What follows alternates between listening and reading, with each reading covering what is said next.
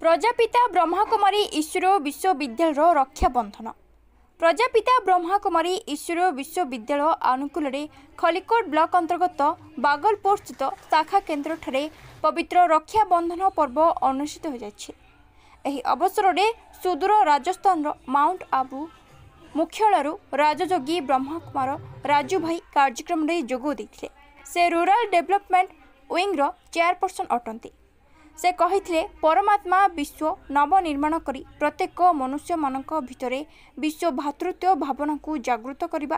राखी एक सूता नुहे, यह एक पवित्र बंधन अटे जहाँ प्रेम, पवित्रता, सुरक्षा एवं आध्यात्मिकता विकासर प्रतीक अटे।